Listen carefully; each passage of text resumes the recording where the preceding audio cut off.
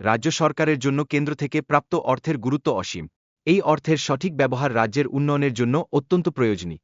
কেননা উন্নয়ন মানে কেবল অবকাঠামো তৈরি নয়, বরং মানুষের জীবনযাত্রার মান উন্নত করা। শহীদদের প্রতি সম্মান প্রদর্শনের পাশাপাশি আন্দোলনকারীদের পরিবারের জন্য 5 রিজার্ভেশন দাবির মধ্য দিয়ে একটি স্বীকৃতির সুর তৈরি হয়েছে। এটি তাদের পরিবারের জন্য একটি গুরুত্বপূর্ণ পদক্ষেপ, যা তাদের সুরক্ষা ও উন্নতির পথ খুলে দেবে। এদিকে ইকোট্যুরিজমের উন্নয়নের প্রয়োজনীয়তা নিয়ে আলোচনা চলতে থাকে। স্থানীয় সম্পদ ও পর্যটনের মাধ্যমে অর্থনৈতিক বৃদ্ধি সম্ভব, যা শুধু রাজ্য নয়, দেশের জন্য এক নতুন দিগন্তের দ্বার খুলবে। এছাড়া জনগণের নির্বাচনের পর সরকার কিভাবে তাদের পরিকল্পনা বাস্তবায়ন করতে চায়, সে সম্পর্কে স্পষ্ট ধারণা দেওয়া হয়েছে।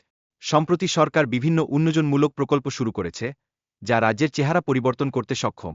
বৈশ্বিক মহামারীর অভিঘাত সত্ত্বেও সরকার যে কার্যক্রম পরিচালনা করছে এবং জনগণের জন্য নতুন সুযোগ সৃষ্টি করছে, তা সত্যিই প্রশংসনীয়। এটি একটি শক্তিশালী নেতৃত্বের পরিচয় বহন করে। জনগণের দুঃখের সঙ্গে দাঁড়াতে সরকার বিজলি বিল মাফের মতো পদক্ষেপ গ্রহণ করেছে।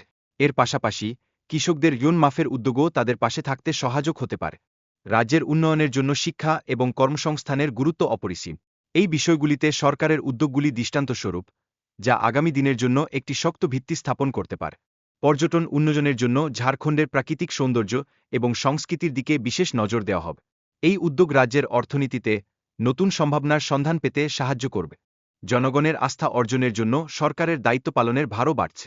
জনগণের প্রত্যাশা পূরণে সরকারকে প্রতিশ্রুতিবদ্ধ থাকতে হবে, অন্যথায় বিশ্বাসের অভাব সৃষ্টি হতে পারে।